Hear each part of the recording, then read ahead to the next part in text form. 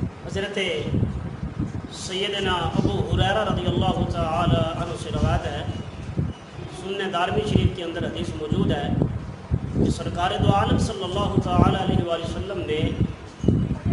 غلاموں کے حقوق تک بیان فرمائے۔ جب اسلام کا ابتدائی دور تھا تو غلام خریدے جاتے تھے اور خرید کر اپنے کام کاج کے لیے لائے جاتے تھے، لوگ ان سے کام کاج لیتے تھے، یہاں تک آقا نبی علیہ السلام نے ان کے حقوق بیان فرمائے۔ سیدنا ابو ہریرہ رضی اللہ تعالی عنہ سے روایت ہے کہ رسول اللہ صلی اللہ تعالی علیہ وآلہ وسلم نے فرمایا، میرے غلاموں، میرے صحابہ، جب کوئی غلام تمہارے لیے کھانا تیار کر کر لائے، کھانا پکا کر لائے، چاہیے تو یہ ہے کہ تم دسترخوان پر جب بیٹھ جاؤ تو اپنے غلاموں کو اپنے ساتھ بٹھا کر کھانا کھلایا کرو۔ صحابہ کرام رضوان اللہ تعالی المجمعین نے حضور کی بارگاہ کے اندر عرض کی، یا رسول اللہ صلی اللہ علیہ وسلم، ہماری رہنمائی فرمائیں کہ غلام کو ساتھ کھانا بٹھا کر کھلانا اس کی وجہ کیا ہے؟ تو آقا علیہ السلام نے فرمایا، تم جانتے ہو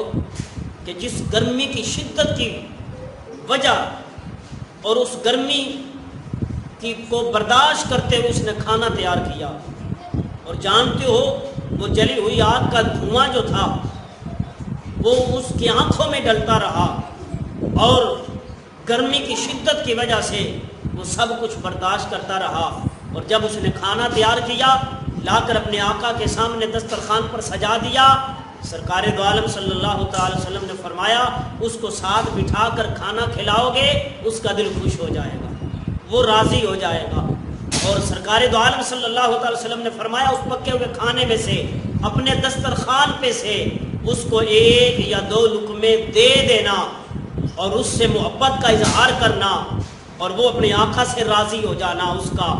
آقا نبی علیہ السلام کے غلاموں، حضور کا کلمہ پڑھنے والوں، سرکار دو عالم صلی اللہ تعالی وسلم نے بڑی محبت کے ساتھ غلاموں کے حقوق بیان فرمائے ہیں۔